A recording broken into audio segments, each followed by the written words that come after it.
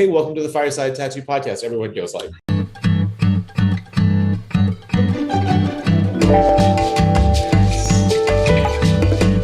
you run an audio only podcast called, which is what I should have done, called the Apprenticeship Diaries. Yeah. And how many like disasters could we have dodged if we just didn't turn a camera on? Would have been so much nicer. I think you did it right. Start just with audio. You could do it anywhere. You don't have to have a background or anything. It's true. What made you start it, and just give like kind of a brief overview of what it is about? I mean, people will think Apprenticeship Diaries, they know exactly what it's about, but a while back, approached a fear of mine, which was public speaking, and I joined Toastmasters. It's an international organization that helps you with your leadership skills and public speaking skills. Not that I can speak well right now, stumbling over my words, but it's really cool. It helps you like figure out how many ahs and ums you have, your own kind of style. I found out that I do better when I'm just freewheeling like this, just meeting with people and not really over planning anything. But it helps you with a lot to improve yourself. So that was a part of it. Also, I really wanted to network more. The networking that I have found at conventions and things like that just hasn't been as much as I would have liked it to be. Also, for the most part, I didn't really like a lot of tattoo artists right off the bat. Like, I'll be honest, like just the optics of a lot of things that I saw or heard, I was just like, I don't know if that's really me. But the more that I've explored individual stories or met individuals one-on-one, and I think that's my happy space with everyone, is just I've found a lot more people that I connect with, so much more than what I would have before. And I think when you really dive into each human being that way, you get that perspective, which is what I'm ultimately wanting, because I don't want to be locked into a little bubble. I want to be diverse in my thinking and perspective. That, and I mentored somebody for the first time, and I didn't know what I was doing then. I didn't know what I was doing when I got into tattooing. I just want to do my art for a living. And it was much the same when I went into mentoring somebody. I said, I want legacy. I want to mentor somebody. I feel like it's a time where I could teach somebody this.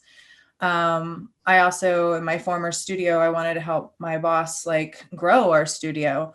And I felt like having an internal growth was good. Just that you kind of groom the kind of person you want. But within doing that, there was so many challenges offered in that I didn't see coming, that I really thought was, I was alleviating a lot of stressors that were on my particular apprenticeship that I didn't put on her. And I don't know necessarily that was a good choice. I think it's much like anything that you go into, with a lot of good intentions. Like you said about the video thing, like so many things come up that you didn't anticipate, so many problems. And it gave me a passion to explore that space and to talk to people. And plus I felt like in my own observance of educating, the thing that I have been able to absorb the most has been storytelling. Has not been when somebody's telling me to do something, but when I'm hearing about their story, and then I get to siphon off of it my own like wants and cultivate my own experience. So that was what the hope was of the podcast, is that people could hear a lot of stories and then maybe choreograph their own learning or professional career in more of a conscientious way, I guess. Yeah. I think that's a really great way to put it. I think that's probably the way that most people learn the best, is people remember stories better than they remember lectures or whatever else, if there's a narrative that it follows. And I think it makes it a lot easier to go like, oh yeah, that sounds like me, or that is not, I don't relate to that at all. And if you're trying to tease those types of things out to kind of build your own process for really anything. I'm starting a little series coming up. The first interviews are this coming weekend, and it's focused on creating a narrative and storytelling through tattooing. And so my goal with that really, and I've got a handful of really great illustrative, storytelling style tattooers lined up. And my goal with that is just to hear their stories. And it's a completely like selfish reason to be doing this series. It's completely for me. And we don't even have to put it out. I just really want to get them. I just want to hear what they all have to say. Right. That's my whole life. My whole life is self-involved. Right. I mean, there's ripple effects of that, correct? Like, isn't that the best thing, is like, you want to do something and then it has that kind of inspirational quality to other people, to invoke them to do something too, that you never know how it's going to impact somebody, that's the point. Yeah, you're absolutely right. It's funny. I was talking to my wife actually just last night about a handful of the things that I was going through, like my to-do list and all this stuff for Fireside. And I was talking about how it gets so easy to lose the perspective of why you're even doing a lot of this stuff. And for me with podcasting, in all honesty, I get like that a lot, where it's just like, what was even the point of this anymore? Like, I don't know what I know what I got out of it at some point, but now it's like, if I'm only worried, and I'm maybe getting a little bit off topic, but I guess if I'm only worried about what the audience wants to know, I'm probably not going to help share very good information. I'm probably not going to present it in a way that's meaningful to me or to them. And so sometimes I probably just need to step back and go like, am I completely like burnt out on this? Do I need to dive into like, what am I actually interested in learning about or exploring further? And that's kind of where this illustrative tattooing thing is coming from. It's like, well, that's something I want to be better at. So why don't I just dive in, start trying to help myself, and then maybe along the way I'll help our audience. I remember, and there is no topic, at least that I can tell, to this. Right. So let's just go. I mean, I don't care. Right. But I remember you in one of the critiques, I think, that I had seen on Reinventing, that was something that you were exploring, was you had said that there was a story to the tattoo you were doing, and we were talking about different elements of it, and I was saying like, yeah, this is very in alignment with the recovery journey, because that was what your client was kind of going after. Right. I know the piece you're talking about. Yeah, and it was really cool. So I love that too. Have you read or explored any of Joseph Campbell's work? A Hero with 1,000 Faces and The Power of Myth and things like that?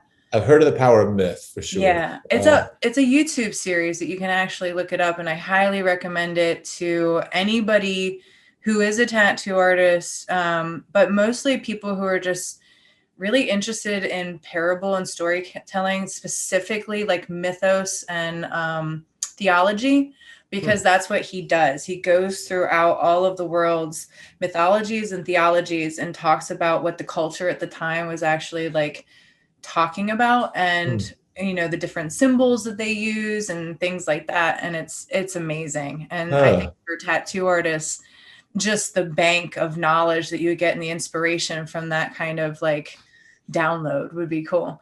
Plus he's a cool dude, like Joseph Campbell. He's not alive anymore, but man, it was a great interview. That's how it kind of set up, is there's an interviewer and then there's him, and he's just answering all this stuff, and it's awesome. It's awesome. Okay. I'll definitely check that out. I've been listening to a podcast recently. I think it's just called Myths and Legends, but it's this really great little, I don't know his name, a great storyteller though. Yeah. I'm talking, and he tells the stories in kind of modern terms. So it's kind of like quirky and funny, but so I love it. I've been a junkie on that show for the last just few weeks. I just discovered it, but it's awesome. Yeah. I mean, stuff like that I geek out about. And it's funny that you said that this is something that you're into, because that's, I mean, not that every tattoo is like that for me. I try to get like a feeling to it or whatever, but it's definitely choreographed around my client's brand. Like, that's what I'm trying to evoke, is like, what is your personal brand? What is your style? Like, I note all these things when I look at my clients and stuff and try to pull all that together because my style is very transitional. Like, I've studied many, many forms of art. So I feel like I can pull a lot of those things into my tattoo life. I'd say that there's definitely strengths and weaknesses in what I do. But I feel like overall, an illustrative quality is what I really try to go after. It's just kind of invoking a brand or an idea of a person that like really speaks to them. So that's what I kind of try to get into. Sometimes it works, sometimes not, but it's very collagey. I don't even know what to call it. Because I know like Justin Nordine is doing, like, he's calling his style synth nouveau. I know there's trash polka. I don't know what I think he calls it watercolor is what Jay Freestyle calls his stuff. I don't even know what to call what I do. Right. I don't know. It's like one of those crazy things like in the music industry. Like if you can't classify it, it's harder to sell. It's definitely a thing because, you know, I can tell you what I'm into tattooing, but there's no actual style. It could go from black and gray to like a nod to like Art Nouveau to a nod to Japanese. Like it just is all over the place. And I don't care because I get bored. Yeah. Yeah. Yeah, it's something I always struggled with as well. I think that I used to get, I went through a long phase in tattooing where I was really concerned with technique, with how clean everything was, how well everything tapered, how smooth all of my blends were. And then over the years of looking at some of my favorite tattooers, especially some of these large scale illustrative people, the technique is completely secondary, really. I mean, it's the concept and the way, and it looks beautiful, but the thing is I mean, and of course this is mostly large scale work. It looks beautiful from 10 feet away because that's how you need to look at it. But if you wanted to go up and pick apart like color blends and lines, there are plenty of lines that are like blown out, fallen out, color that gets spotty. It's like, it doesn't matter. It like, look at the tattoo, look at the whole thing. And so I think my aim. Yeah, right. Well, that's what my aim was. And that's why I struggled throughout my apprenticeship too, was because I think I came in at the same time. I don't know. You've probably been doing it longer than me. I've been doing it 12 years now. But when I came in, there was kind of a focus on the technique a little bit, but for the most part, because when my first apprenticeship, because I had 2 in tattooing, because I'm that kind of thick. Right. And that was the other reason why I wanted a podcast about it, was because if anybody could talk about the debacles and the headstrongness that people have when they go into tattooing, it would be me. I went into it, you know, with a huge art background. I've been in art classes ever since I was 8 years old. My parents have saturated me with that.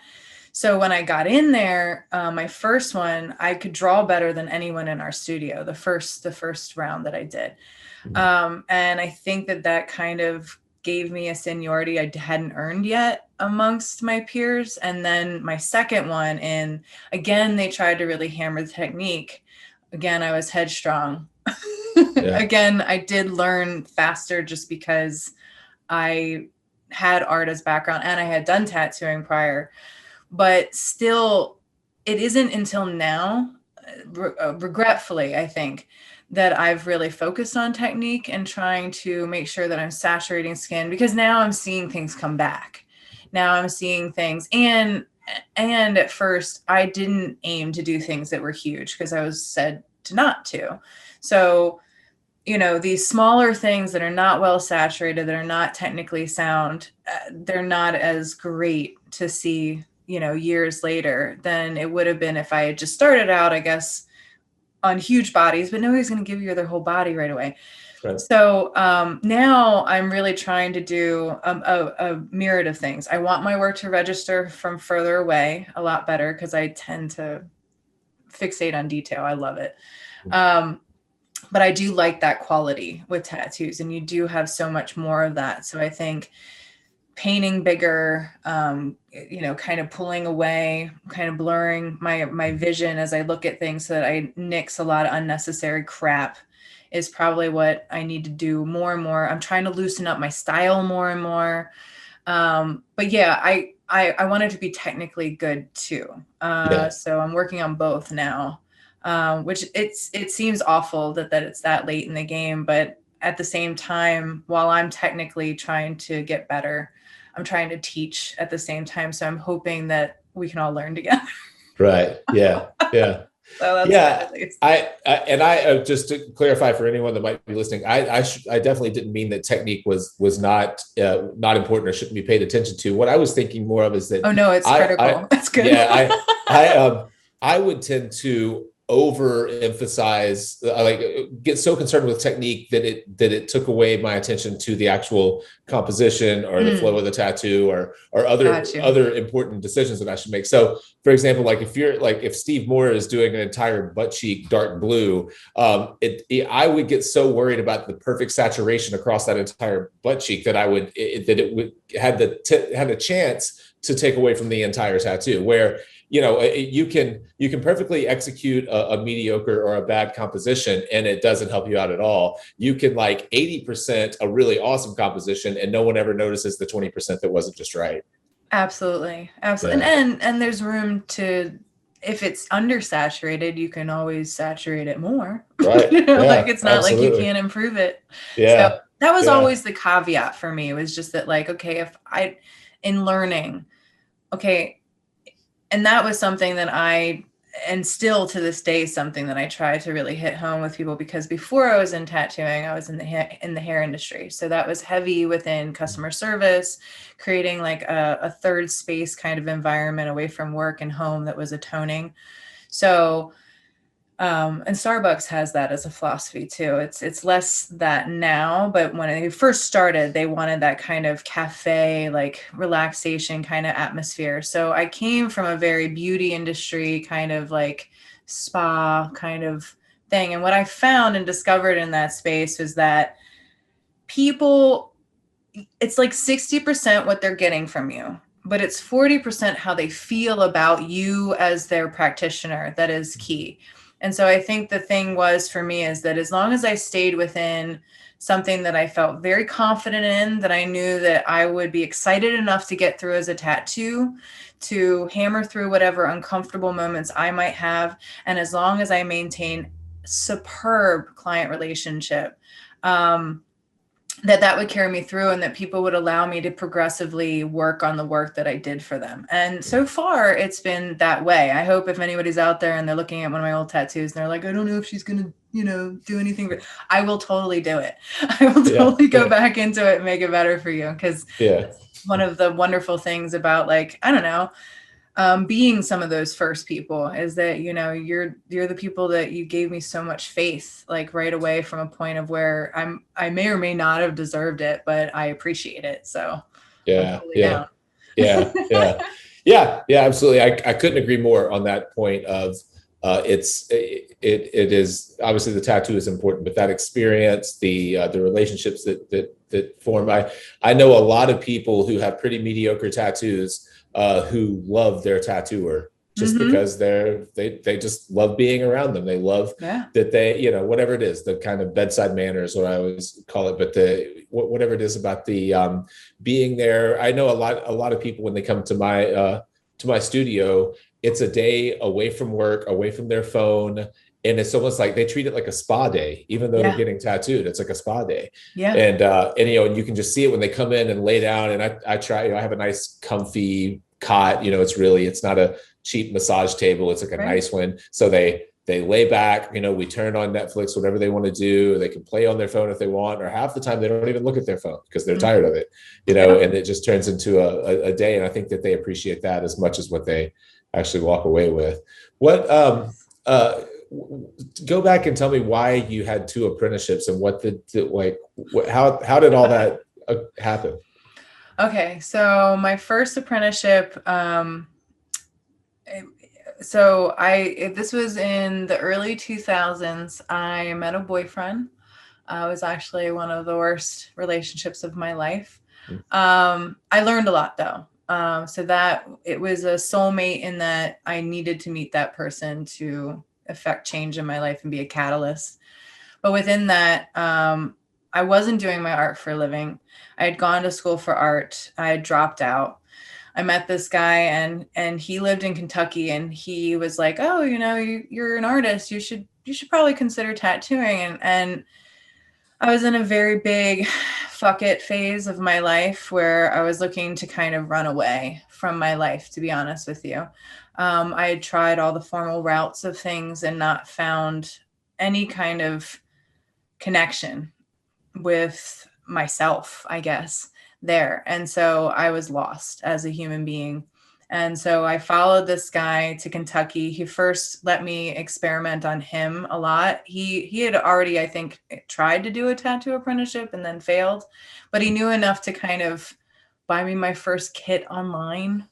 And I tattoo out of my house apartment thing. And then we went to Kentucky, and at first I tried looking around Baltimore, and nobody would hire me. It was a more saturated community of artists that were just like, you're going to have to work at shitty shop to another shitty shop, and then so on and so forth. And that seemed shitty to me. Right. So I kind of gave up on it for a minute. And then I just had a vagabond life where I lived in a commune for a while. That wasn't a lifestyle for me. And then that was in West Virginia. Then we trucked to Kentucky, which was where he was from, and found that the tattoo scene wasn't as saturated, which doesn't mean that I had a better opportunity. It just meant that I had a more convenient one. So I ended up getting a apprenticeship at Cherokee Tattooing in, I believe it was Madisonville, Kentucky. I think it's still there today. It's run by Neville Baldwin. He was my first mentor, and he did a good job. I mean, we reached the end of our career together simply because I had different views about how he should run his business. It seems to be always the way that I exit someplace, is that I'm like, no, that's not how you run a business. And people are like, F you, it's my business. And I'm like, okay, bye. But the reason why that was my first apprenticeship and it didn't yield a career in tattooing was because it was kind of a biker shop kind of place where you had, I mean, I drew a lot of my tattoos that I did, and I did a lot of cool art at that point. But for the most part, people picked flash from the wall, and it was those Cherry Creek tribal, what do you call them? Tramp stamp days. I did so many things that I wasn't proud of in that space, that just because I was asked to do them. We had a policy at our shop that was that if they had a parent signature, they could get tattooed as young as 14, which, right. It was so awful. And it's not just for what you think. It's just that a 14-year-old, they've only experienced so much pain in their life that, like, getting a huge tattoo, especially like a lot of them wanted them on their lower back. The whole idea of it was kind of like wrong for me, but I wonder if that's still a thing in Kentucky. Can you still get tattooed at 14? I don't know. Maybe some Kentucky tattooers will comment and let us know if that's still true, if that's still a thing you can do. Well, it was different depending on where you went. So the city that I lived in was called Central City, and then Madisonville was like a half hour away. And if you would go, and my city was only a year wet. So that's how young it was as far as, like, introducing the world.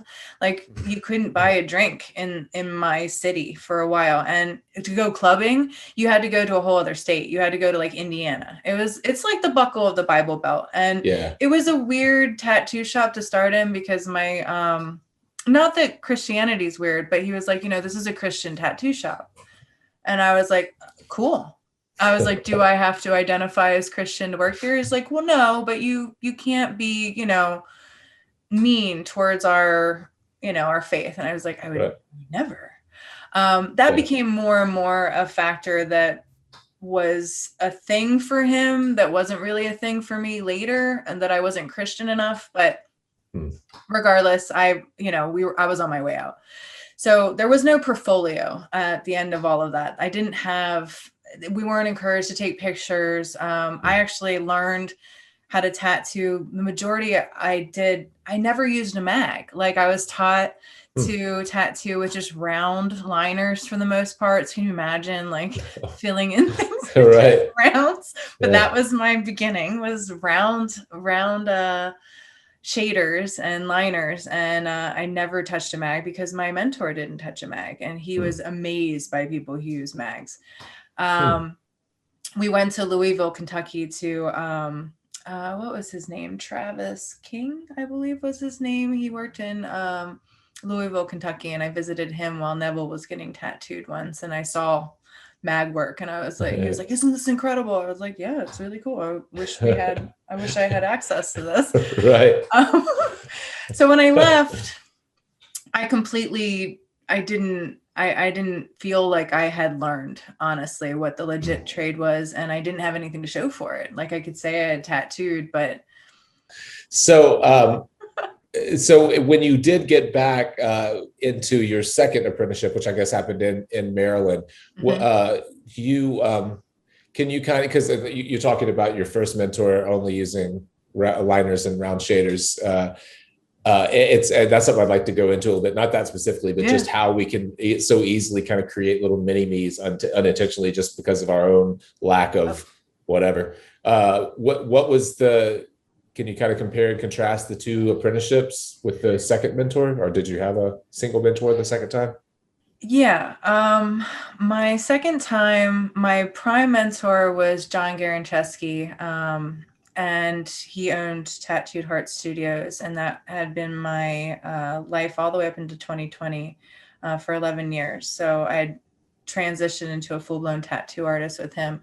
And I'd say in the beginning, well, there was a few things. One, the art in tattooing, because this was about 5 years gap in between the two.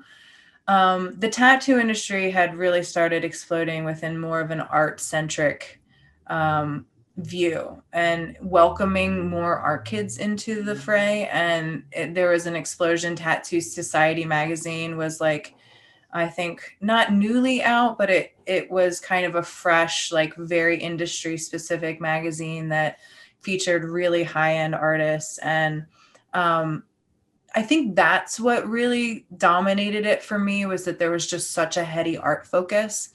When I started the next time, it wasn't like pull something off a wall. It was like, take the thing off the wall and make it yours, and take the cheese out of it. And that's what I think was really great, because it kind of combined all of the things that I had learned prior, because I had gone to school for I had gone to a magnet high school first for art, and then I transitioned into MICA, Maryland Institute College of Art, for illustration. I did that for 3 years, and then I did a tattoo apprenticeship, and then I did a hair apprenticeship. So it just combined everything into this wonderful package. And I think I was a different kind of asset in that kind of space. Whereas in Kentucky, I was an asset because I was the best at drawing and actually doing art. And that was rare. Whereas in my new atmosphere, I think I was rare because of my client relationships and my more spa-like background and just service industry kind of thing. The art was pretty on par with everybody, though. I think everybody was searching for the same kind of artist mastery, which I really loved.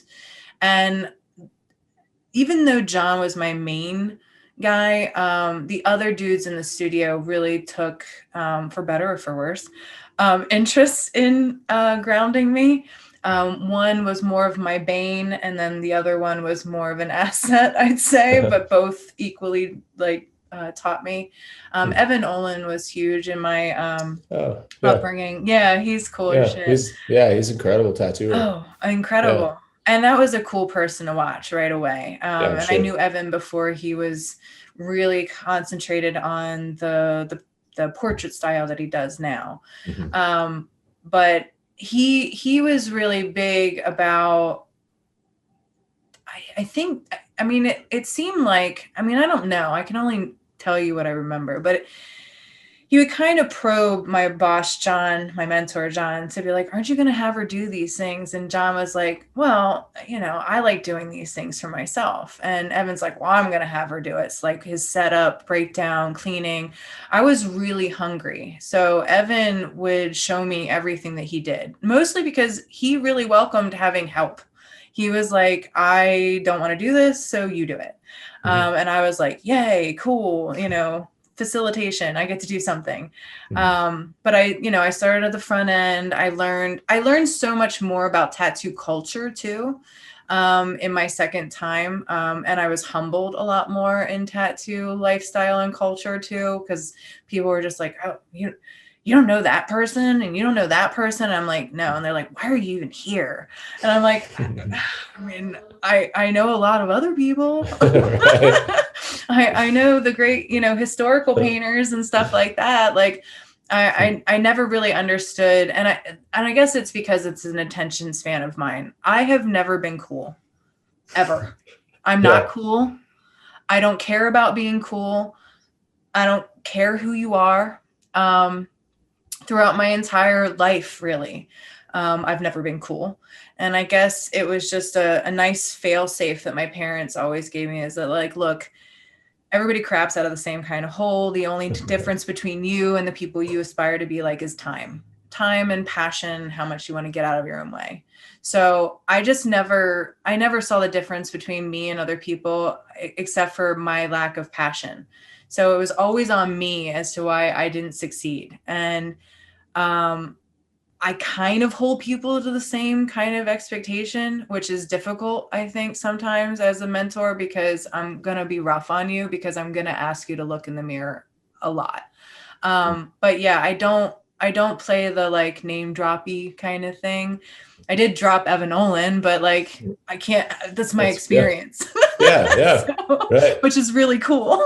Yeah. That's awesome. But yeah, awesome. I didn't care about any of that. And I think that bothered a lot of people too, that I didn't care, and I didn't want to care. And it's gotten more palpable now that you have all of the internet too, to be like, oh, do you follow this person? And half the time you don't even know people by their real names. You know them by their handles. Yeah. So yeah. I can't keep up with it. I get that a lot when people on the show will say, well, I came up, or I went up to New York to see so-and-so, or to work under this person. And they say it so like everyone knows that person. And most of the time I don't. And it's sad, because I interview tattooers all the time, but I still, the majority of them, I just don't know. And I don't doubt that they're awesome. I just don't know. Well, and that's the thing too, is that there's so much talent, like so much talent that you see from other places. And I guess depending on whether or not they really buy into the whole, internet, IG, posting thing, it depends on how much you're actually going to see them. But I don't think that that's going to rob them of their talent. An immense saturation in just wanting to do art, I think, is key.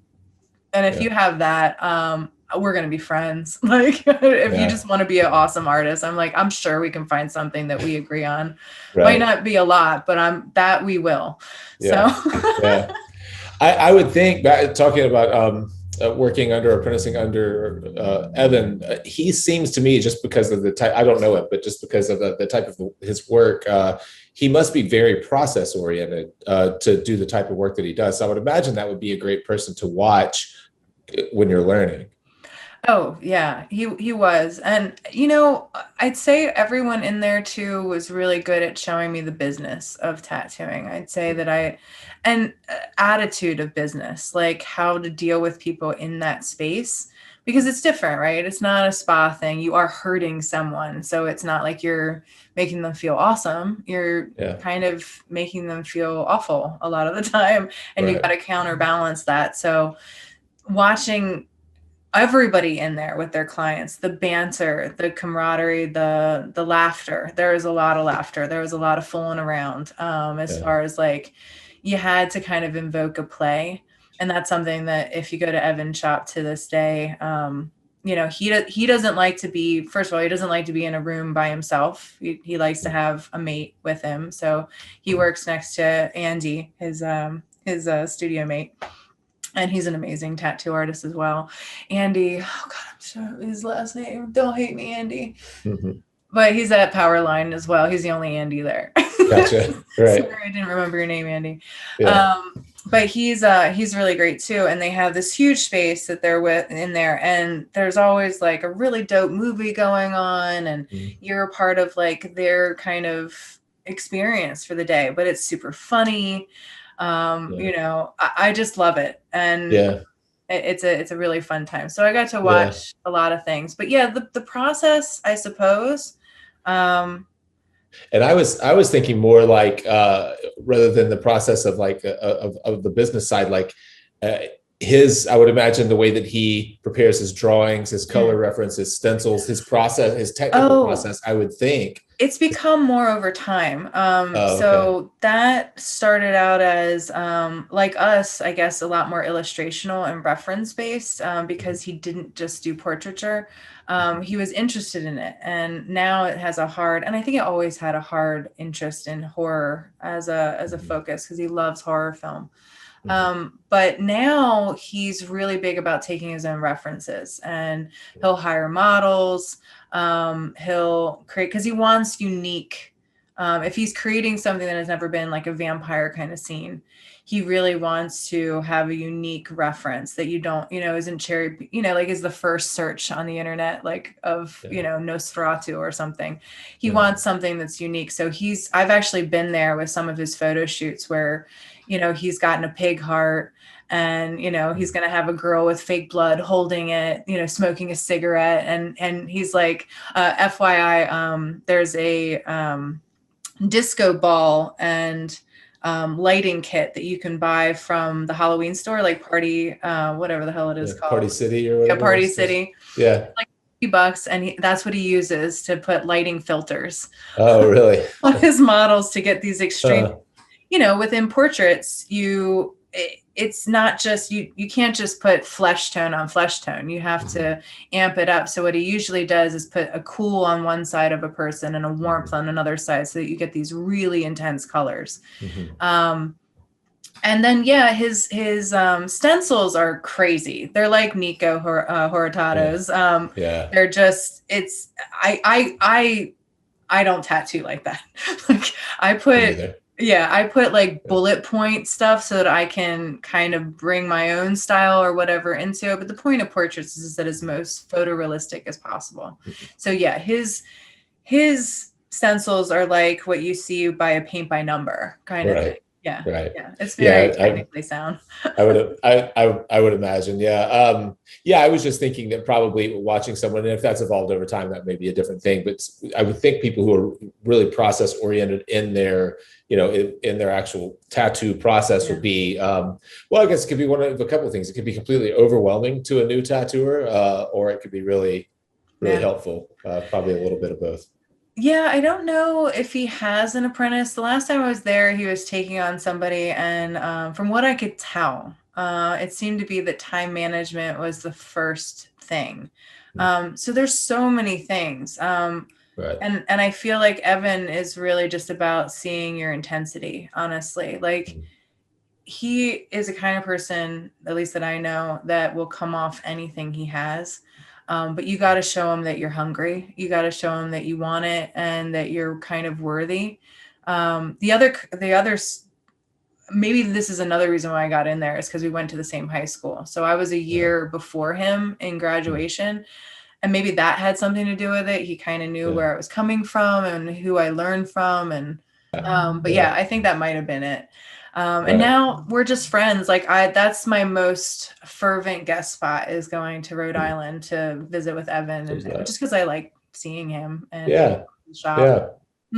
Well, I met a couple of times, at least once. I met your apprentice. Did I not? Or am I thinking that? Did I meet? You met Eric? Yes. Eric. Yes. Right. My current one. Yes. Yeah, your current apprentice, and he is he's a vet, right? Yeah. Okay. So bringing that, I mean, and you kind of like, you put a lot of pressure on yourself having an apprentice and running a podcast called the Apprenticeship Diaries. So I mean, you can look at it that way, I guess. Yeah. What is your, because if I come to apprentice on you, I'm like, well, she's got it. She's probably the best. She talks to all the other mentors, and she's got them. Well, there's a few things within that. So when I ventured into podcasting, I didn't know anything about podcasting. And I try to be very transparent about that on my podcast, is that I'm not the expert. And I actually looked into a couple of people who train in podcasting, and they said, you got to kind of understand what you are within it. Are you an authority, or are you the person that somebody's following through a journey? So I've kind of tried to be more of the person that people are following through a journey. And this is not only other people's diary entries, but it's my whole like time figuring this out.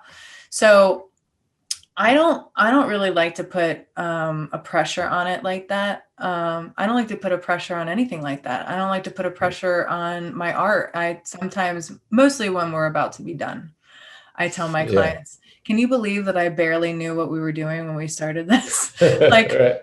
I showed you what the intention was, but anything could have really happened. Yeah. And this is Yeah. what we get. And didn't I get lucky again? Like, like kind of Right. deal. But I feel Right. like that's kind of how you got to go into things, is that if you're overly obsessed about the product at the end, you don't enjoy the journey. You don't appreciate the process. You don't learn as much, and you have an awful time along the way. And with Eric specifically, what I've told him is like, there is things that I want you to reach, but it's going to be how long it takes. Like, we're not rushing anything. He doesn't seem to want to rush anything. I think right now he's just happy to have a lot more art in his life and a lot more reason to create art with intention that has, it feels like being in school again, I think, for him. And, at our age, I'm going to be 40. I think he's in his 40s. I think that that's something that he's excited about having again. And for me, I try to tell people, like, I'm not guaranteeing anybody when they start an apprenticeship with me that they're going to be a tattoo artist. I'm hoping they'll just find their way. I'm hoping that they'll just discover what they want their life, their next thing. Because the thing that would invoke you to do an apprenticeship, as humiliating as it is that you're looking for a change up in your life. You're looking to do something that kind of scares you a little bit and that you need guidance through on a one-on-one basis. So for me, it's not really about him becoming a tattoo artist. It's for him to really find his ground and find, something that evokes a lot more joy in his life. So to me, that will be a success, regardless of whether or not he's a tattoo artist. So Yeah. that's how I Yeah. see it. Yeah. Yeah. Well, okay. So then from a practical day-to-day standpoint, and I could see how that type of approach does alleviate a lot of pressure that you could like unintentionally put on yourself or on the On him, apprentice, yeah. on him. Yeah. Yeah. But I mean, what does it look like, or is there a set type of structure Mm-hmm. that you like to, like, I don't know, implement when you're putting someone through an apprenticeship? Or do you really just kind of take it person by person and say this person responds well to this and this person responds well to that? Little column A, little column B. Yeah. So yes, do I look at each individual person? Yes. In the pool of people that I've harvested, whether I've apprenticed them or not. Like I did get a couple people that my boss ended up actually, apprenticing or hiring so I have had insert into like prospects. But the thing that I look at is where their strengths and weaknesses are as a person. So I feel like that's where it has to be individualized. So if it's on a technical or art level, you have to kind of pinpoint where they're weak or strong and kind of push them in the opposite direction so that they can get stronger at things that they're weakest at, and vice versa. And apply the things that they're the strongest at. Within the curriculum, I have an outline of what I intend to do. But I kind of let that go a little, since I'm doing it one-on-one. I guess it would depend on whether or not I'm doing one person versus a few.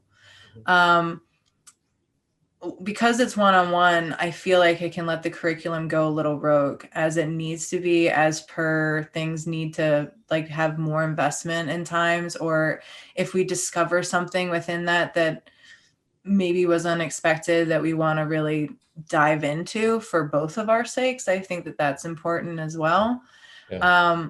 But for me, the biggest thing is not concentrating on the time, because I feel like for something that is going to be a lot of people's permanent marks on their body, you shouldn't rush it. So for me, taking the time, observing things as they come, really not overly I mean, if he gets really like pushy about some things, I'll have to push back, I guess, if I have to. But he hasn't been he's been super gracious and grateful. And the thing that I really liked about Eric was he's very prolific. He loves to read. He nerds out about things hard. I see a very pointed interest that he has in certain areas. I feel like his drawing needs to be developed a lot more. And he tends to want to rush things too, but that might be evocative of his style.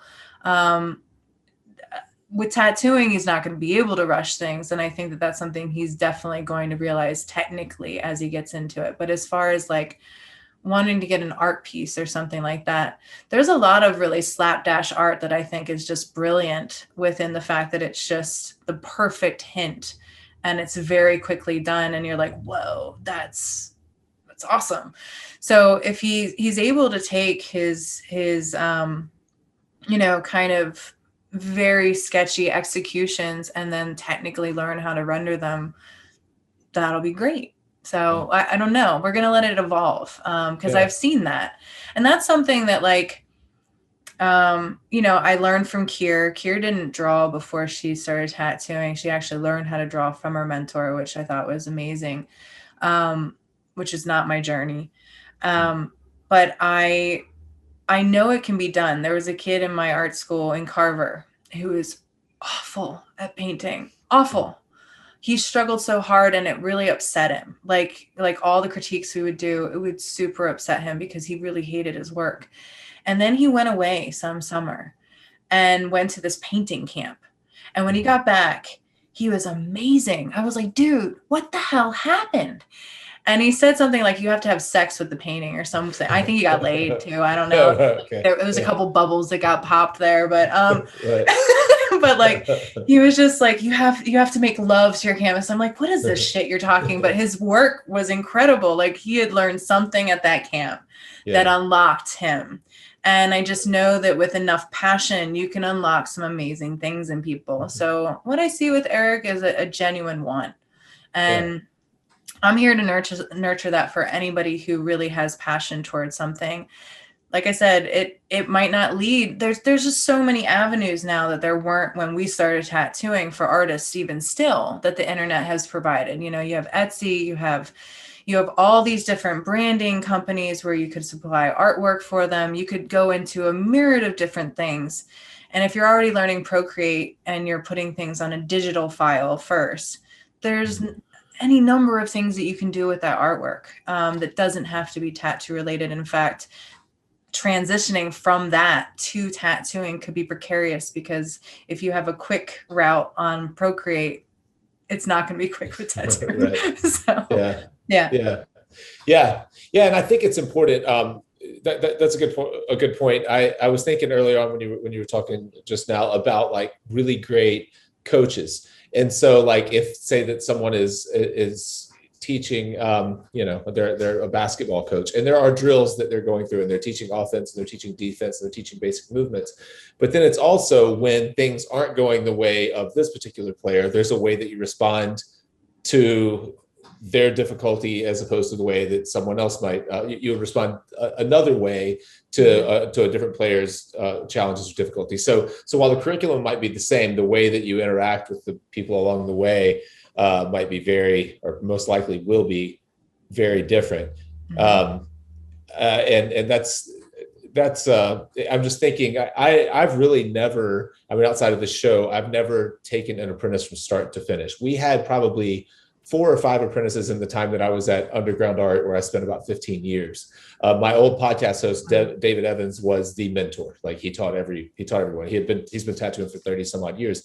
And he has a very particular way that he teaches. Everyone does a full flash sheet every week. Every single week, no exceptions, and so it's like, all right, so there's a start. And then we start breaking down that flash sheet and seeing what's tattooable, what's not tattooable. So there's very specific processes that he's kind of following. But then some people would get overwhelmed with a flash sheet each week, and it's like, okay, well, are you just going to run them out of the shop because they can't produce at that level, or, or can they just do one big piece that fills up the whole sheet instead of coming up with 15 ideas, to put on one sheet? So it's like all of these. Were you guys limited to mediums that you use? Like, did he quantify what your mediums had to be? I'm just curious if it was particular. I don't know that it was, I don't know that he quantified it, but I think they were basically all either watercolor, pencil, watercolor on paper, or colored pencil. So back then, of course, this is before digital drawing anyways. Right. I've been, we had no digital anything when I was at that shop. No, were you guys asked to do the line work and then the rendered version as well? Yeah. Yeah. So the line version as well. And then a lot of times, just with the line version, you might recognize some issues before you even get to the rest of it. And so, I was just thinking that, I think it is important for people, for artists, tattooers, as they develop, to have a process that they can follow and trust. And so that's one thing that type of mentorship gives you, is like, okay, first we put in the outlines, then we choose the line. In my case, it was first we lay everything out with a 3-liner, then we get a 7-liner and we sculpt up the outer lines, or whatever lines need to be thicker. Then we do gray wash, and then we do color. And that's exactly the way that it goes. Right. And of course, starting back when I started, that's what I thought that was the only way that you could possibly tattoo. Right. And that's the way that all kind of apprenticeships, in my experience, were. And then of course, now you have people that come that really can draw pretty well, that have a good understanding of, composition and color and value and all that kind of stuff. Yep. And so it's like, well, do they have to follow the same strict kind of regimen process, or is there more room for, this flexibility? I feel like it was a lot easier to have something regimented when the tools were a little bit more streamlined. Like, you had a tattoo machine and it wasn't a rotary, and it didn't have cartridges, and you didn't have all these like wonderful options that you could use. You had 2 tattoo machines, a shader and a liner. And that is a lot of how you were coached to kind of paste your tattoos and stuff too, was based on that. And there was a whole, autoclave process that was a part of our upbringing. Even before that, I mean, I've only seen it done once, of making needles. But people made their own needles and soldered them, and you had metal tubes, and there was a whole scrubbing regimen to it. So I think that there was a lot more humility built into doing it prior, whereas now the tools are so varied that and it's not for me to say, because I feel like it depends on how much independency you want in the industry, how much clout you actually want to garnish to your experience, of whether or not, you can talk to somebody like you or me and actually hold their ear and their interest. If you don't have humility about like their experience in the tattoo industry, you're probably not going to have their time or attention, just simply because they need to know that you're not some pissant newbie that's coming in using all these things that makes things endlessly easier, and offer such a wide array of options with one tattoo machine. And then you could do 10 different, needle groupings if you wanted to. And then there's all these freaking colors. There's no autoclaving that's even necessary these days, because everything's disposable. So much has been expedited. And like you said, with the Flash, everything's digital now. You have these programs that can create a straight line for you. They can handle making a sphere without you knowing how to draw a sphere. So I feel like it depends on how much diversity you want to have in your art, honestly, because for me, I mean, it's not a good feature. It's a very fear-based feature, but I think fallout, if I'm in jail, if like the world ends and I have to think of how I'm going to do art, I want to be able to burn a fucking piece of stick and know I can make a cave painting. Okay. Like, I want to know that I know pigmentation enough that I could scribble something in a certain place and make a mark that's going to last for a while. I like those things. It's not that I'm a master at any of them, but diversifying my knowledge about what I do and how I do it is important to me. But as far as like in the beginning, for me, it's a lot of getting them a career.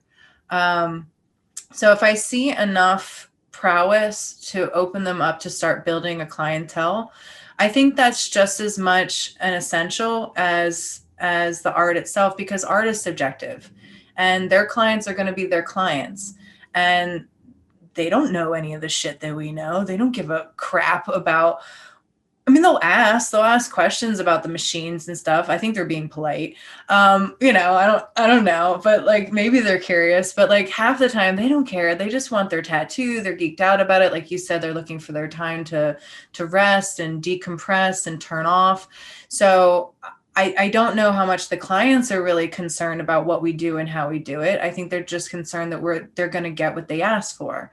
So if I get a person to a point where I know that they're going to be great, honing and creating a clientele, and that's sound, and they're doing good work, good enough work to where I feel like their clients are going to work with them. And of course, it's all, I'm going to be there at the beginning. Like, I'm not going to just go, here, have fun, try it. I mean, that's a lot of people's experience. Like, let's see what you do with this, and walk away. I'll be there.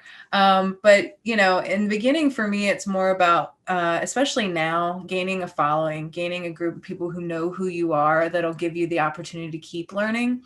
And once you start making money at that, you can keep learning. You can keep investing that money into your craft and into your knowledge. There's so many seminars, there's so many things that you can do to keep pushing the ante of what you know, that I really want to make. I want people making money soon, just because one, so far, I haven't picked apprentices that have been fresh out of high school. I would have, again, a different application if they were fresh out of high school. I would perhaps make them have a little bit more of a college experience at that point, maybe. I don't know. It depends on the person. I've mostly dealt with people who have already had seasoned careers. So for me, when you're taking somebody out of a very stable realm into a very not stable realm, to where they have to be completely the person who creates their entire things. I mean, they've always had healthcare packages. They've always had paid time off, like these are things that you have to get people used to. And I feel like that can hinder the process of like really allowing yourself the necessary bumps and the necessary like growth and mentality to just learn. You get too bogged down by the weight of your bills. So I want people to enter into things as smoothly as they can. Try not to take on things that are, too crazy. But I also like a lot of wiggle room too, because I feel like an artist needs that space, like they need that space to have aha moments. If you're trying to clamp down too hard on the whole thing, they don't learn. And I don't think that they have as good a time. Now, my apprentice, she wanted me, the last one that I had, she wanted me to explain a lot more than what I gave her.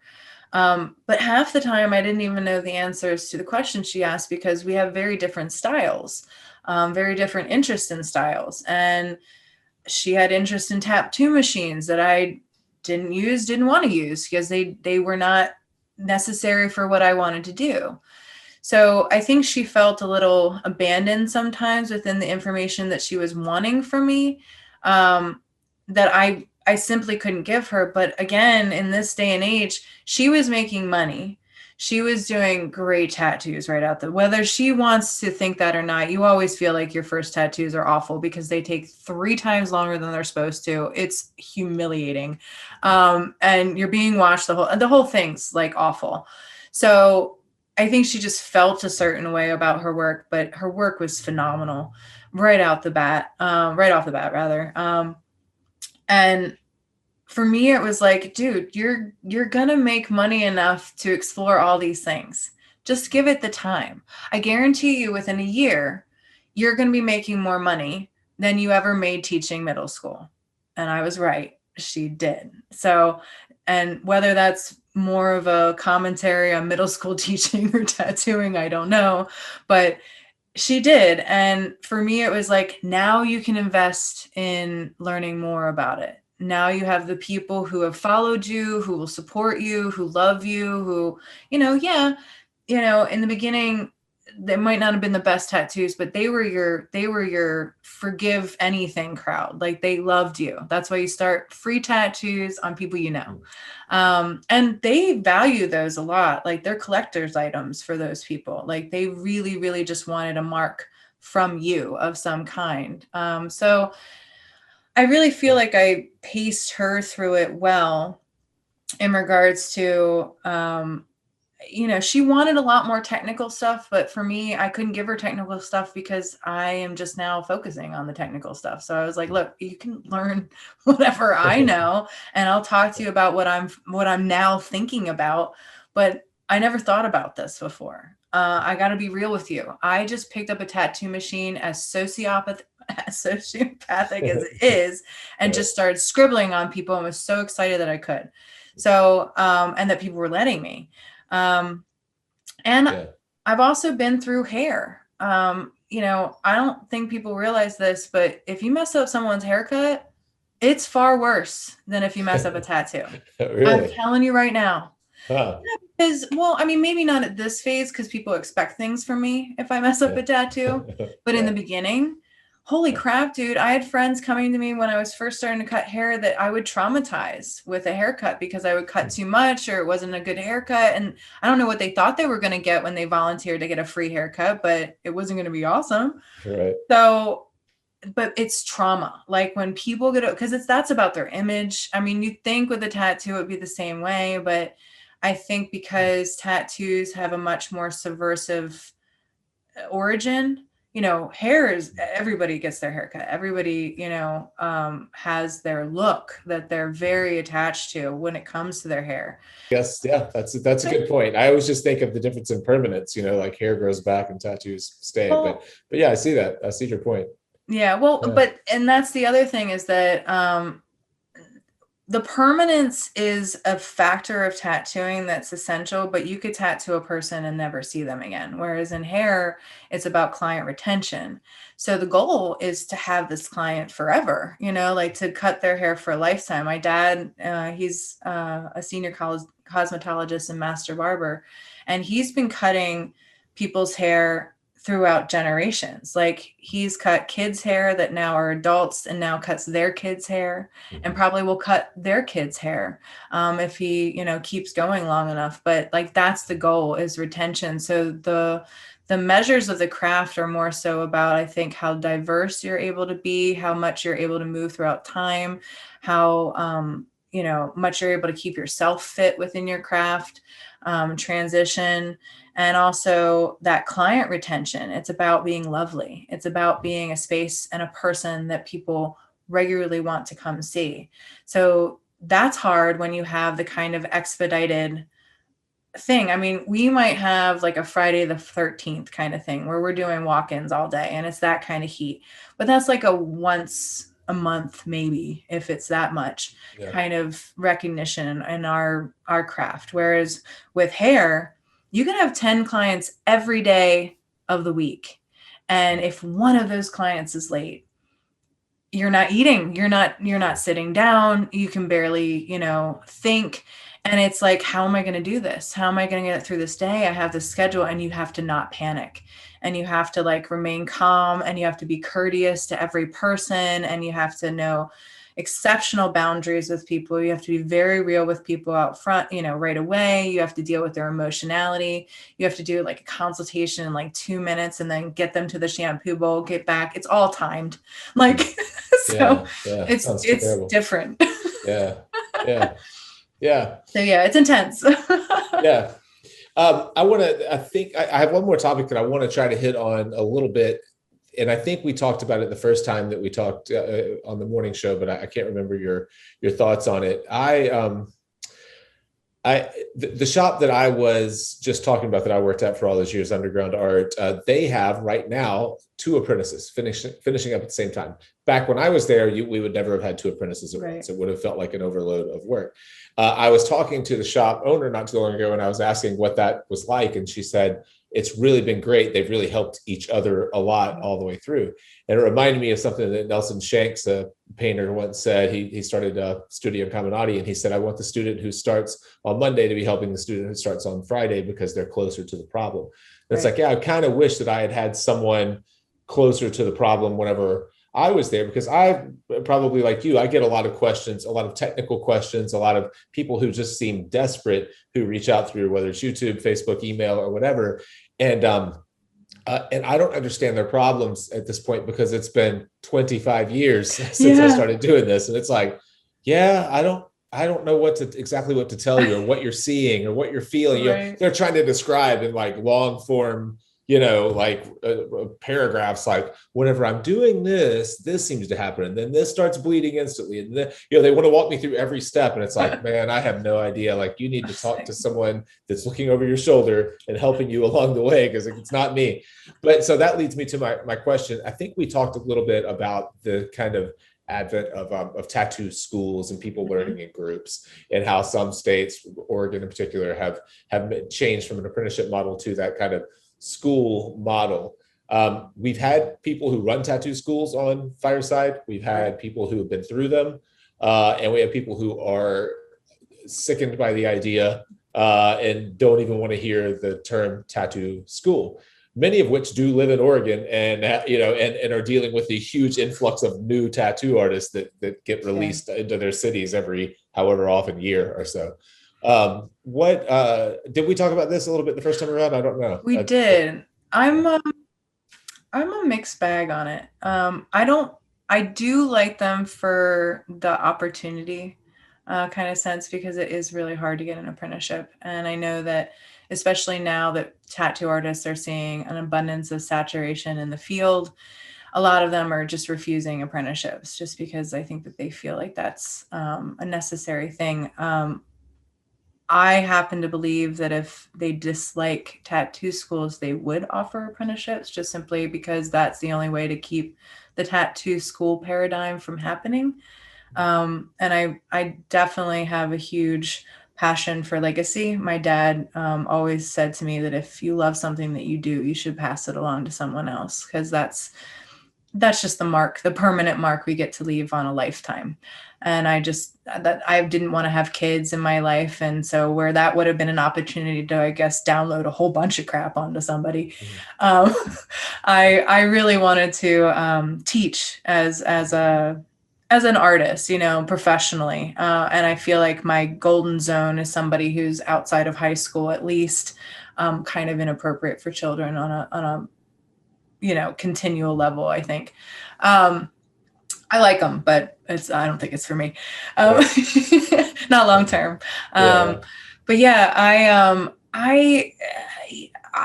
the only thing is that I know from at least hair, that it becomes an inside game. So the people who end up creating the schools end up having a lot of influence over what the regulation is. And it becomes an inward thing that doesn't ultimately come down to quality. It comes down to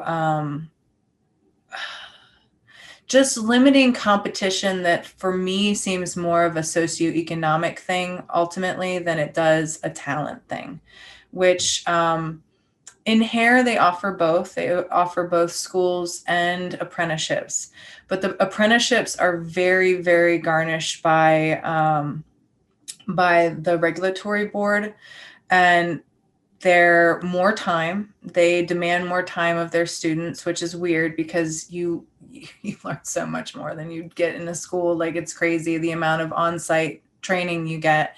And it's applicable to the place that you're ultimately going to work in, which I think is another facet of that that's really cool, is that somebody's grooming you to hopefully work with you, which has an integral note to it that isn't so product oriented that a school would be, where they're like, yeah, we're not offering you a job after this, we're just teaching you.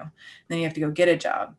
So the thing about schools too is an accreditation thing. What school would be best? Then you're going to start this whole hierarchy of like, what school do tattoo artists recognize as like the premier for their apprentices to come out of, or their, future prospect tattoo artists. And that becomes a whole competition based thing. And we can go on and on and on about how we've seen these things happen throughout time. I feel like in the beginning, they start out very integral. They start out very much so wanting to solve a problem. and being very passionate and very positive. But I think long term, they end up being money making, and they end up splitting the classes between people, which is why I really like the idea of apprenticeship just as a learning continuum, just because I feel like it really does ultimately weed out people on its own, like, and it's going to be a person to person kind of thing. And I like the kind of I don't know, I just like the power there, because you're going to know your community, you're going to know your crowd, you're going to learn from this person, as incelled as it might be.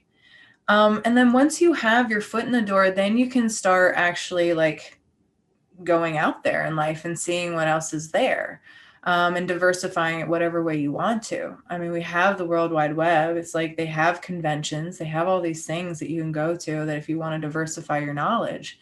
But I think that apprenticeship is honestly the best way. And I feel like professions that have removed that as a facet, I've seen a serious downgrade in the kind of quality that they've had. I think that, I mean, even in lifeguarding, I was a lifeguard for a while. You get a standard lifeguarding license, and then depending on where you go to actually work, there might be a whole other set of training. If you want a lifeguard on a beach, it's like weeks of training that you have to go through before. And I think they have whole other sets of qualifications that you have to actually master. Swimming, like tests and all this stuff to test how strong a swimmer you are.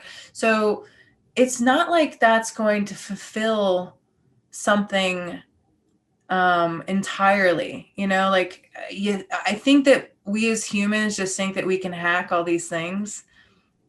And as soon as we try to, we set something else in motion. Like there's this whole other problem. And I feel like that's just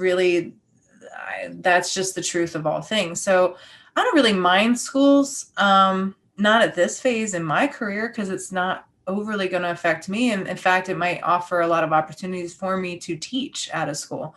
But for the new person, I don't know what that landscape will look like. And for the kind of access that people will have to tattooing, I don't know what that's going to look like either. I also know that they're starting to look into our inks. The NIH has a grant to look in our inks, and that's a whole level of crap to me that is going to offer some interesting things for our future, because the kind of questions they're asking, I don't really think are our clients' questions. I don't even know if they're the questions of tattoo ink companies. I think it's the questions of people who seriously want to do science of some kind, and who are going to afford questions to people who might not ever want a tattoo. And for people who might want to make money off of our industry, who probably don't have any real reason to make money off of our industry. So that's precarious. I mean, there's a lot of different sides to the argument. I mean, when I first started out, I wanted tattoo schools to be a thing just simply because it was so hard for me to get an apprenticeship, and I had to get two, and they were vastly different. And, so in the beginning I wanted that, but my boss, he was like, the reason why we don't have them is because of all the things that I just said. Is that, like, did regulations make you a good hairstylist? No. Your actual apprenticeship did. The grassroots education that you got, where you got it, is what defined you as a good professional. So we really want to contain our profession. We want to be the ones that dictate the terms of how we work. We don't want some outside entity who has no clue and no interest and no care really about what we do, demanding that we, observe certain things. And that's the problem with schools, is it invariably ends up setting those standards that we could argue are not standards, and they never de-escalate. If you notice, they never go backwards and re-examine and say, well, maybe we don't need this anymore as a culture. It just keeps stacking. Like it's like nobody can just say, you know what? I don't think we need to make as much money as we're making right now. Let's go back to like our roots. Nobody does that. So like, but I think to be an artist, a real artist, like in your heart, like, cause that's me. And no judgment towards anyone, but I didn't get into this for the money. I can make a lot of money. But I didn't get it. I would be a starving artist if I was anything, because I have to make art. Like, I love making art. Since the day I put stuff in my hands, I've wanted to tinker with it. I've wanted to make shit out of it. So for me to be a good artist means that you're never too on a high ivory tower kind of platform, because you can't relate to the things that people would be buying your art for. You know, like you're going to have some elite status person, and yeah, you might make a shit ton of money, but as far as the kind of art that makes me happy, I feel like it's middle of the road kind of stuff, like social commentary, things that have dynamic play, lots of different inferences. And I don't think that that's something that, I mean, you can make a lot of money, like I said, but I don't think the point should be making a lot of money. And I don't think it should be constantly trying to like, now what, more. And, you know, I think within teaching and education, you tend to backtrack a lot. You know, when you're taking an apprenticeship journey in yourself, and you're constantly submitting yourself to being a teacher, student, there's just so much that you keep learning, and you constantly stay relevant. And I feel like with schools, we could argue whether or not they do or they don't, and what relevancy they have. I feel like they get relevancy based on funding at times, and who's funding them, and all these different things. So Yeah. I don't know. I think that's a good answer. It's a long answer. You pointed out a lot of those are a lot of good points. A lot of the shortcomings. I mean, there are good reasons that there are definitely some things probably that come out of them, like maybe continuing education. You know, a lot of tattooers. I know a lot of old school tattooers that refuse to learn anything new about new. I don't know, whether it's tools, whether it's approaches, whether it's, I don't know, anything. Like they tattoo the way they tattoo, and that's fine. But I think it would be cool. I have friends who will never watch our show, who will never listen to anything, any of the smart people that we put on camera, because they already know how to do it. And it's just like, man, I wish that the state would just make you sit your dumb ass in a chair for a minute and listen to someone who's doing something cool, because you would like it if you would just give it a chance, you know? So would they though? Because maybe not. Maybe I think that's a personality thing though. Like I think that, and that's why I like it too as an option, because I feel like if there's schools and there's apprenticeships, then everybody's going to find what works for them. And if those old school tattoo artists who are not willing to make any changes are still making money, what's to incentivize them? Right. Yeah. Well, I mean, and if their clients are still happy, then what's the harm?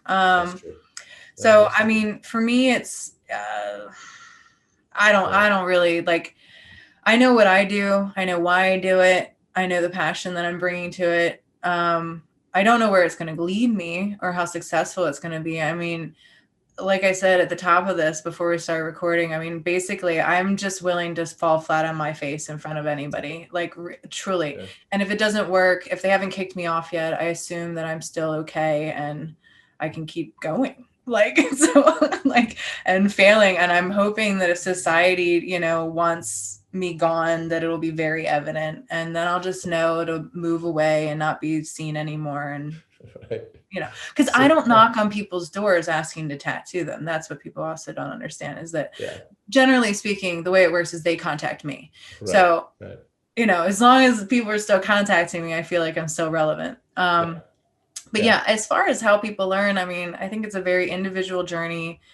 I will relate to you in the fact that it disappoints me.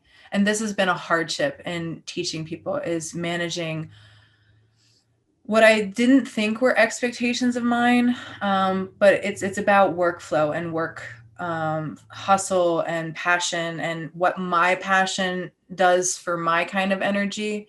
and what it does for somebody else's, and kind of being forgiving to individual learning environments and realizing that people learn in a million different ways. And it's not for me to really try to shackle that or tell them what to do. It's hard too to it's a pace too. Like once I do something a certain amount of times, I kind of got it. Whereas if somebody else, like if they need to do it over and over again and they're still struggling, that's when I start being like, oh, I don't understand why you're still struggling at this. But that's because it's their journey and they're not me. So that's been a challenge, is just being like, I have to have patience here. I can't grab the utensil out of their hand. I can't, because none of that's going to get them there. I just have to be there and really just be a coach and just be an open person that they can come to and bawl their eyes out if they need to for a minute and then get back at it. As long as they get back at it, I don't really care. Yeah. Before we wrap up, what are because on the Apprenticeship Diaries podcast, you're not just talking to tattooers, you're talking to mentors, I guess, of all sides. What are the qualities that you're looking for in mentors that you're reaching out to, if there's a simple way to explain that? There isn't, but so in the beginning, I wanted it to be all tattoo artists, but I really didn't know a lot of tattoo artists, and tattoo artists are kind of hard to get a hold of and isolate for any period of time. And we tend to be more introverted folk. So the very idea of going on a podcast and having their words speak for them in a way that they've never really, the idea of a seminar would be just like crippling. So to do a podcast, what I realized about the crowd of people that I was trying to work with is that they're not necessarily that open for that all the time. So it really was a forced need to start interviewing other people. And it was fine for me just simply because the whole point was exploring professional development and getting to what we wanted to do, and just hearing from people who's already done it or people who are in the process of doing it. And I felt like that was kind of a better observance than just sticking to tattooing. Although, of course, you will have this crowd, but the hope was to open this whole thing up to just more than just tattoo artists, to really bridge the gap, because I find that what artists are not great at, other people are. And if you have a studio, for example, and I'm on all these forums where you get to see people and their opinions about things, and they're all like split, they're all like 50-50. Should you work in a shop that's owned by somebody who is not a tattoo artist? Well, 50% say no, the other 50% say, yeah, it's fine. I happen to believe that as long as people are respectful to each other and they all know their place in a business, that all different talents can come together. And I really think that that's the ideal, that if people are really, talking about the social kind of atmosphere that I think that we're trying to move towards, that's what they're really talking about, is that we can all be unique and we can all help each other with our own specialness and come together and facilitate the thing that, fills the gap for the other person. So for me, the idea of getting into more people than just tattooing was great anyway. And as far as like the candidates and who I pick, it's really just like, it's very personal. It comes down to who I meet, who I find exceptional, if they've reached out to me, if we found our way to each other some weird way. I mean, my next interview is probably going to be with this girl that's in the Midwest, and she started a tarot deck project, and this is her second year, and it's called Inkromancy is the name, and her name is Jordan LaFay. I think Jordan LaFay, is that her name? She's really cool, and she owns a shop out in the Midwest, and of course I'll be more specific, and we're just making connections, so I apologize, Jordan, if I got your name wrong or didn't say it correctly, because it's spelled different. Right. But yeah, I don't know her, but I love the idea of the tarot deck. I'm actually going to be in the tarot deck this year. And so I was like, oh, let's interview. And then other people I've met through other social network groups that I'm just fascinated by them. Engineers, scientists, just people, and just talking about how they learned what they learned and what that felt like while they were learning it, and different things that they do to supplement their learning. Like one of the girls, she's a scientist, but a big focus was the fact that she's a strong woman competitor and lifter, and how that was key for her learning to be the chemist that she is. And it really got her through. It's her catharsis. It's everything. And as you well know, Jake, like our profession is so sedentary that if you don't get physicality involved, you're not going to do it very long. So that was very interesting to me that, like, you know, she had adopted this whole thing. Plus my co-host is my boyfriend, and he's strongman training too. So he also does that. So it was a great coupling of that. Anything to do with like passion, intensity, going after a dream, you know, like when I see people that have that kind of entrepreneurial spirit, I want them to talk about it, because I feel like speaking it evokes it. You know, when you speak it, it's almost like you're saying a promise to yourself. You're like, you're speaking a spell. And I feel like, you know, it's not the smartest thing, because you can promise a lot of people, like you said, oh, you know, you have a thing called the Apprenticeship Diaries and you have an apprentice. Like that's a lot of pressure. And, you know, like, but for me, it's more about like, I have a podcast, you know, and I'm continually giving to this podcast. And that's the promise I'm making to people, because I wanted a podcast, and now I'm doing it. And now people are watching me as I do it. And as I speak about it, I'm setting a continual intention to the universe to say, like, this is what I'm wanting. I kind of know, I'm hoping you're going to help me develop it as it goes along. And I feel like that's kind of how it works. You know, when I've heard any professional story or like, how did you get going? They're like, well, I just kind of thought this would be cool. So just started doing it. And that's how it happens. And then you learn all that crap along the way. And then you're like, oh shit, I guess I do know a lot about this. So that's kind of what I look for. I appreciate that. I think that's one of the things that sets some people apart. People who are like, whatever it is, successful, fulfilled, whatever, is that just the recognition that whenever I say this, or whenever I commit to this, I'm making a commitment to myself. Like I'm holding myself accountable to do it.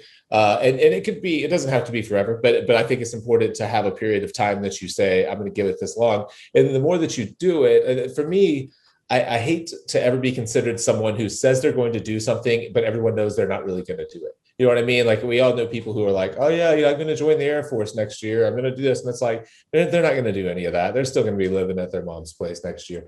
And I made the kind of commitment with Fireside. Whenever I started telling people out loud, I was starting a tattoo podcast. I just told myself I was going to do it for 10 years. Yeah. Like 10 years no, it is. I'm definitely not a timeline person, which is why I said like it can take as long as it takes with my apprentice, because that's my journey too. I'll say something for at least a good year, at least. That's bare minimum.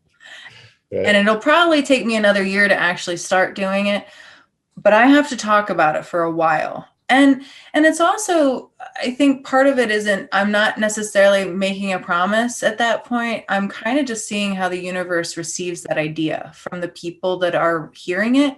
Mm-hmm. Because if they can see that in me and they're like, yes, you should do that, then that's affirmation for me that like, okay, yes, I need to do this. Yes, I need to do it. And the more people that I get that from, the more it kind of pushes it into that promise zone of where I'm like, okay, how many people? Oh, now you're starting to repeat it to the same people the same way. Now you got to start doing something, because that's not good. So like it takes me a while. And especially if you don't see your clients regularly, like every 6 to 8 weeks, you know, if you can go a year between them, or people that you tell things to, it can take longer, because then, you know, you're not seeing them. And then, oh shit. Yeah, I did say that I was going to start a podcast last year. Yeah. Okay. So like if they're not constantly seeing you, which is the other thing, like within teaching people too, I think you get to see, you know, it, like I said at the beginning, I never aggrandize people. And I think that's a part of the apprenticeship journey, is that we want to work for people that you really look up to, but at the same time, you can see your stars fail you in a lot of ways. And I think that that's part of what I want to prepare people for as well, because I do think that I gave my apprentice a very real view of me that she might not have. I think she saw me differently than I actually am. And I don't know how, because I'm very candid about who I am.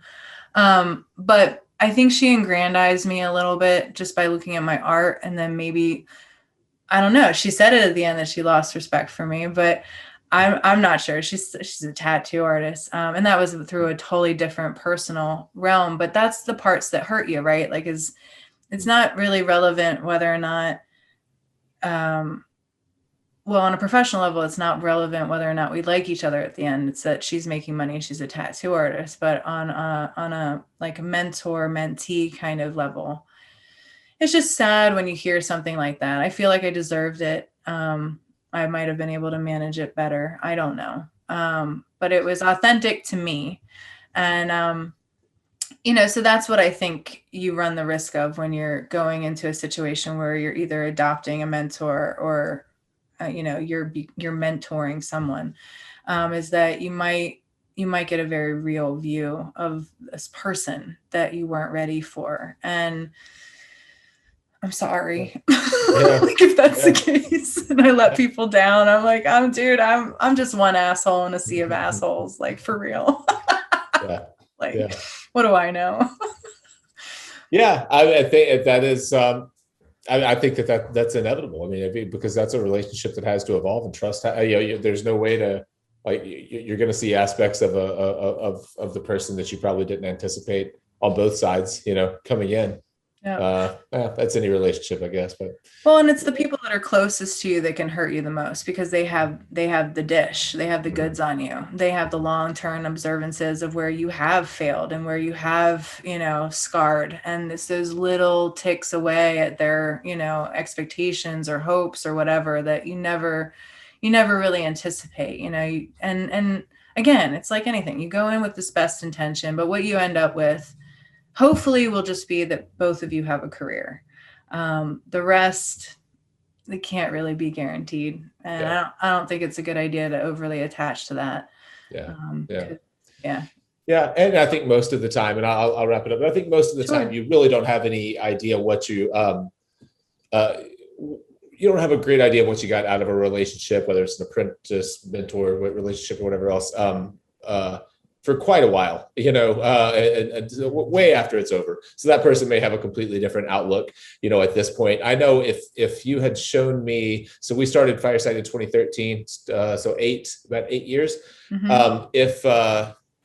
If you had shown me our revenues, profit and loss statement today in year one, and I'm just like, oh, wow, I spend way more money than we make traveling around the country and buying nice cameras and doing all, I would have said, okay, this was probably a bad idea. It wasn't worth it. But there's no way that I could possibly have had any gauge at all on what this experience has brought me personally, what it's brought other people who I drug along on this journey. The tattoo community, people who come up to our booth and say I learned how to tattoo on your show, which I always hate to hear, but you hear that kind of stuff.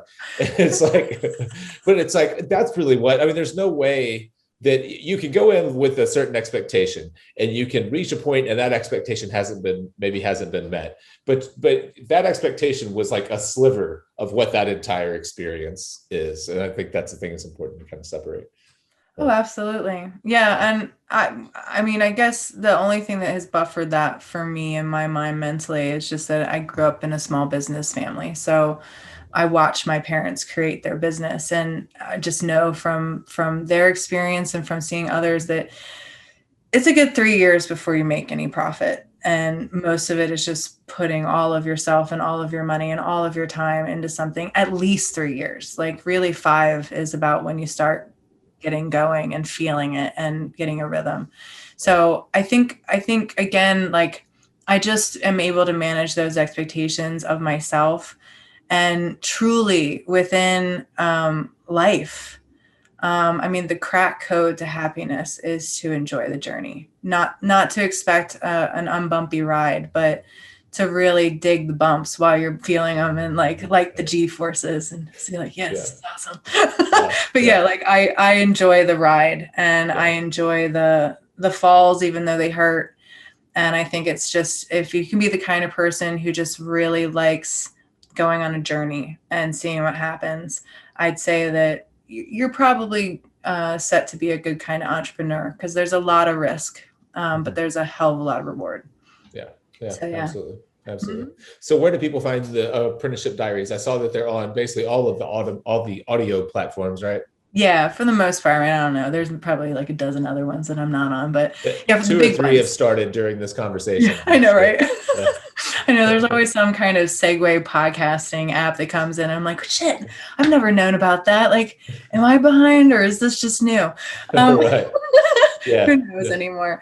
But yeah, I'm on, I'm anywhere you can listen to podcasts, like listen, nothing visual right now. So Apple Podcasts, iTunes, Spotify, iHeartRadio, Google Play, Amazon, all of those kind of venues, Stitcher. As far as like social media platforms, we have a Facebook page. We don't have a group yet. I have, because it's management right now. I'm the only admin. If I can get my boyfriend to a point where he can, satisfy that need, maybe we could have a Facebook group page, but I'm already juggling too many things. I want to offer that eventually, because I think that's a cool fan following kind of part of it. We just crafted, it's very raw, and I'm using a new kind of hosting site that's made for podcasts. But we just crafted a website that's at theapprenticeshipdiaries.com. When I say we, it was me. My boyfriend gets a lot of like, because he's essential. He's our layman and he's our funny guy. I'm not funny. He's funny. Or at least, it's funny enough. And it's funny watching us interact, because we have a very opposite dynamic that I thoroughly appreciate. But I'm the techie, really like the one that drives things forward. So we have an IG page. It's at _apprenticeship_diaries, where you can get the only visuals that we actually have, which happens to be mostly a focus on the person that we're interviewing. If it's an artist, I do show their art, but it's a second thing to their face, because in my experience with it, I wanted other tattoo artists to recognize each other. And that was something that, like, in tattooing, you tend to know the artwork before you know the person. In this kind of podcast, I really wanted to know the person, like, and hear their personal story, and then be like, whoa, their art's amazing too. So like, that's kind of how I wanted to position it, was more of like a personal feel. We're also on Twitter. If you want to follow us on Twitter, mostly Twitter is just a rehash. I haven't gotten into like affirmations or things yet. I want to get there. Like, everything's a build. And the more people that I can kind of geek out about it, or as it grows, and I don't even know what that looks like, I hope and pray. But I'm hoping that will be satiated for us at some point. But we're on a lot of social and Clubhouse. Like, you can find me on Clubhouse. And that's a space where you can talk to me on a more personal level. Like, if you just wanted to sit down and catch, I have, it's called Apprenticeship Diaries, and it happens every Tuesday at 12:10 p.m., which is an odd time, but not if you're trying to be a tattoo artist. Typically Tuesdays are a wiggle room day. So if you want to sit down, meet with me, talk a little bit, you can join me on Clubhouse, and usually we have a topic, but it goes rogue, just like all my podcasts. Of course. But that's where you can find. Oh, and if you want to email me, it's theapprenticeshipdiaries@gmail.com. It's I say this to everybody: if you have a good review, write it. If you want to 5-star me, excellent. If you want to 1-star me, I'd appreciate it, just because we're new, to contact me first and give me the opportunity to correct whatever I've done first.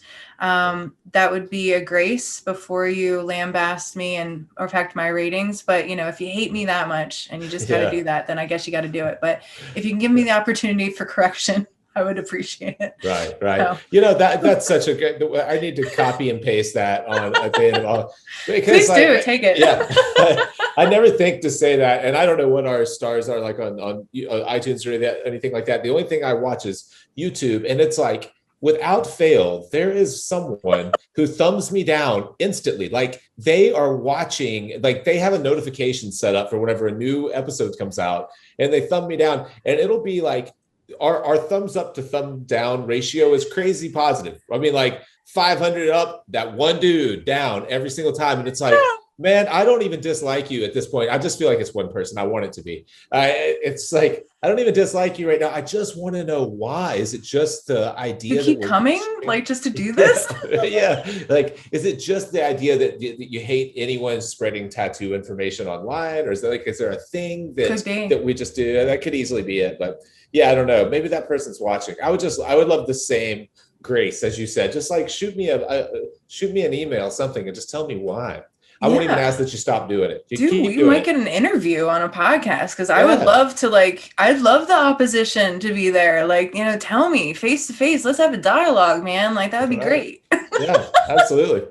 Well, we'll link to all of those, all the pertinent links in the show notes. And thanks. That was a lot of fun. Yeah, thank you so much, Jake. It was a pleasure. And I am very honored to be here, because honestly, when I started podcasting, actually before, everybody was like, have you heard of Fireside Tattoo? I said, I've heard of it. I haven't listened.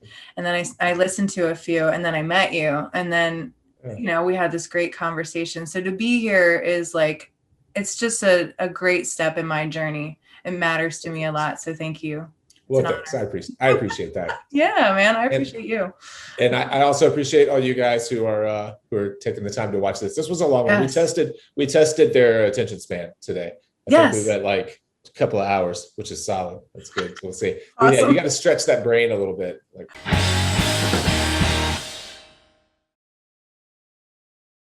Hey, thanks again for watching. If you haven't already, we ask that you would subscribe to our channel so you can stay up to date with new episodes. Also, if you've gotten any value out of our show at all, we would be honored if you would buy us a beer at our Patreon link. And finally, if you'd like to visit our website and sign up for our newsletter, you can find out where we are going, if we're going to be in a town near you, maybe tatting at a convention or something like that. And while you're there, you can pick up some Fireside merchandise like a new t-shirt or a hoodie or a coffee mug. Thanks again.